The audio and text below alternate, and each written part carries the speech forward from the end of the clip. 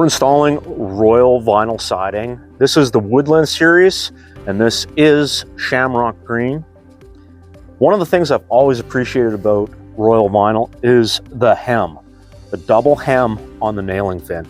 So that just gives you a more substantial surface to nail to and a more secure fit.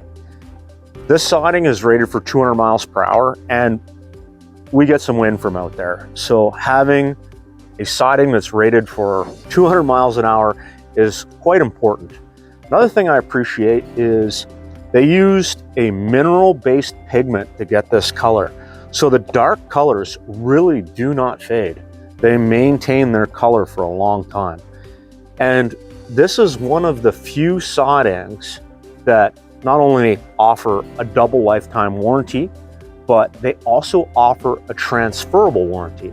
So if the owner of this home ever decides to sell, they can transfer their siding warranty to the next owner. And that's, I won't say unheard of in our industry, but it's not something you come across very often. So another thing I appreciate about Royal siding is they come with a true lifetime warranty, and they'll actually give you a 50-year commercial warranty.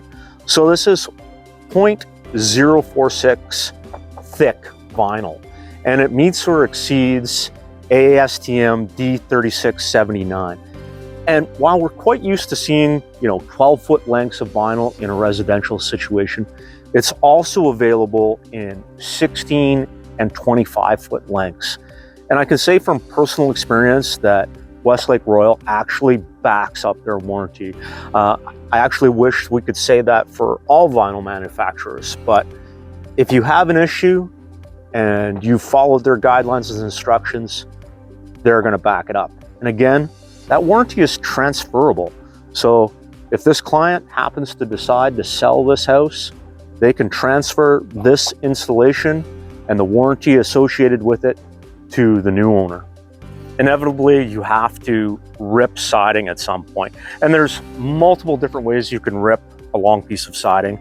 I've seen people tape scribe, then cut with your snips. That takes a long time. I'm not a huge fan of that. I've seen people measure and mark, snap a line, and again, cut with snips. Sometimes that's necessary for a tapered rip, but for the most part, I prefer just to do a tape rip. However, if you're just getting started, or if you're not comfortable just doing a tape rip, I'll take a scrap piece of siding and I'll knife the lock off, clean off the nailing hem, make a little notch with your snips at that point, and then simply start to rip. If you're just new to the game, you haven't done a lot of rips, just try and score it multiple times with your knife.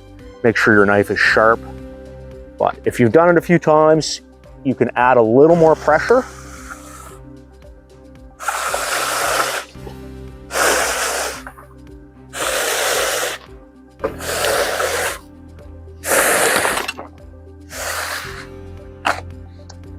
A little off track.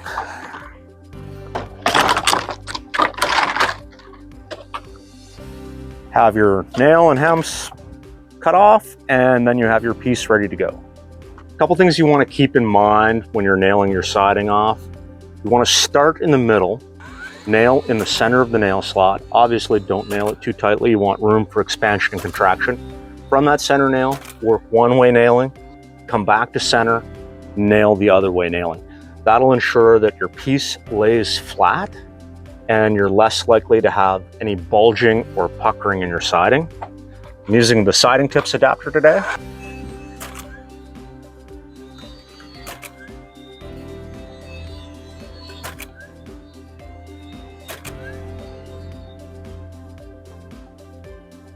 And this has left room for movement. It doesn't always work out, but whenever possible, I like to side up as high as I can reach the entire way around the house. At the bare minimum, I will have 2 sides sided as high as I can reach before I will work my way up. That way, when I turn the corner, I still have something that's very easy to line up to. And if I have to make some type of elevation adjustment because somebody made an error or there's been a change, it's fairly easy to do and have that final corner meet up and line up. But as you can see, this is as high as I can reach comfortably without going to a ladder. We move over here. I've set myself up with staging in this case instead of ladders. It allows me to get the last few rows on and pop a deck out, take care of the fascia. Isn't always this easy on every project, but for a small bungalow like this worked out very well for me. If you're installing siding by yourself, there's a couple different ways you can do it. I find it easier to butt into the existing siding and work my way over, ensuring that the panel's locked in, and pull it to where I need it. Again, you want to have some room for expansion and contraction. Just make sure everything is locked in nicely. Come back to the middle of the panel. Start nailing. Work all one direction. Make sure you leave room for expansion and contraction.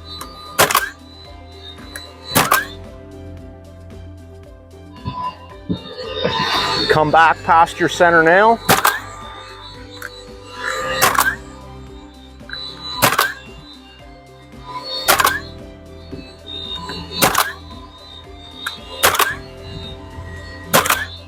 Again, you want to keep your nails in the center of the nail slot, and you want to have that play.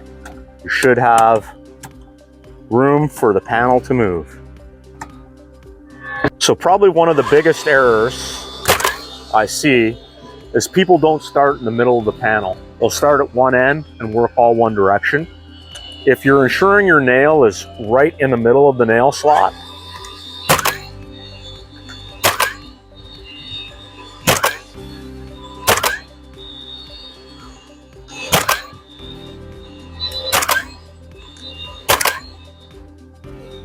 it just ensures that you push the panel in one direction and then you push the panel in the other direction. It prevents puckering, and you want to make sure that when you're done nailing your panel that it moves freely. Another great little tip that you want to think about is whenever possible, tackle your biggest wall or your wall with the least amount of openings. That way you can save all your offcuts for in between windows later on. Instead of pulling out a tape, a lot of times I will just scribe and mark my siding in place.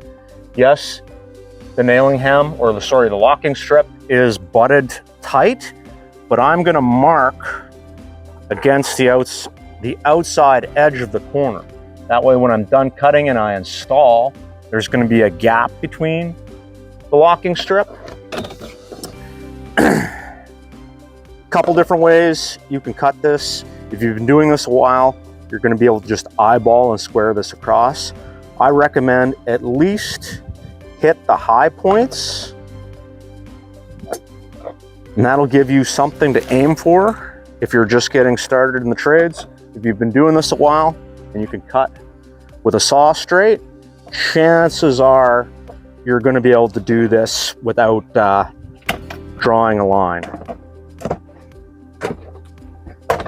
But if you're unsure, give yourself the high points. After a while, you're going to be able to cut a straight line without a square. Save this piece. That's going to go back down to the other end. And this is how we maintain sort of a random pattern without doing a bunch of steps. Now, whether you're hand nailing or you're using some type of stapler or pneumatic nailer, I highly recommend that you start in the middle of the panel don't over nail. You want room for expansion and contraction.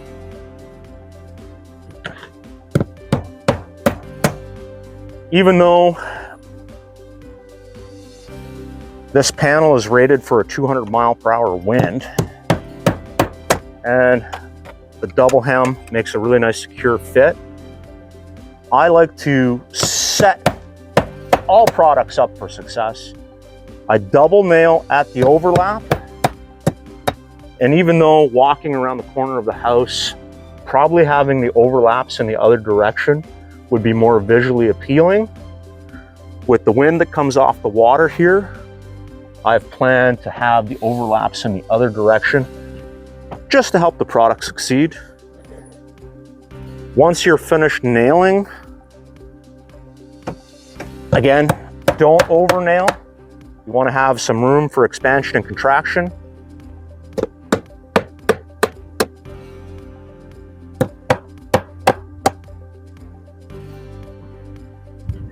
The panel should move freely. Hot dip galvanized are hard, but as you can see, it will slide back and forth. Whenever possible, when I'm installing J on the gable end, I like to keep it as close to one piece as possible. I can worry about the 45 here later, but this 512 to 90 degree cut, I'm going to do that without cutting the J into multiple pieces. I know that 17 inches is long enough to cover this leg. Already got a pencil mark there. Now I want to come away on my 512, so it's important that you understand where the long point is and which side you're measuring from. Pivot point, 512 on the common.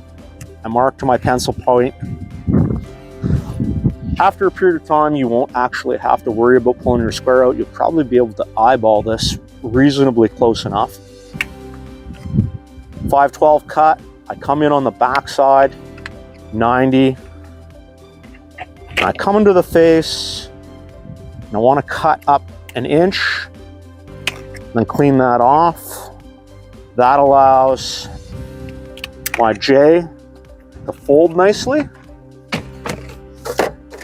And I'm up, and that's going to look clean when it's installed.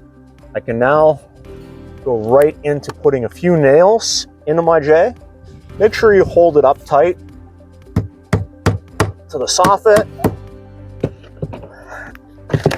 I intentionally overdrove that nail a little bit. I'm going to have to pop that loose in a little bit, but as I'm dealing with this J flopping about, it just gives me the opportunity to get a second nail in without having to worry about this climbing up the hill or falling down.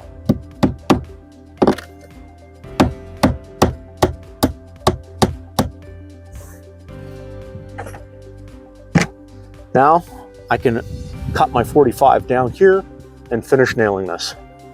So we're starting into the gable, we're actually starting into the angle of the gable. And for the first piece, this is a really easy way, or at least a way that I find easy, is I mark, I'm not pivoting my square yet, I mark 512 on the square or on the siding, then I pivot, and that mark right there, that is what I want. That's going to be my angle for going up the gable.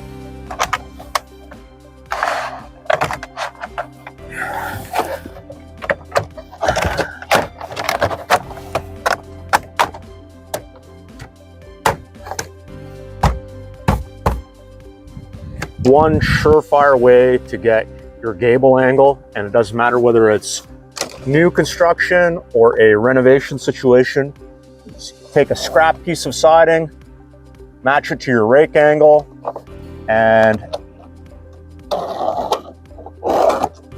scribe it.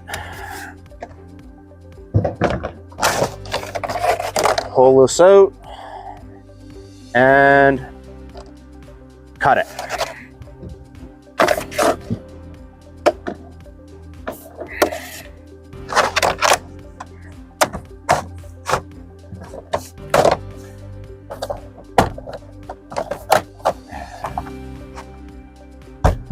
You don't want to be too far in. You still want to have room for expansion and contraction. If you force this in, it starts to drive that tip down and it's going to throw your courses out. So in there just nice. Leave room for expansion and contraction. Always center of the nail slots.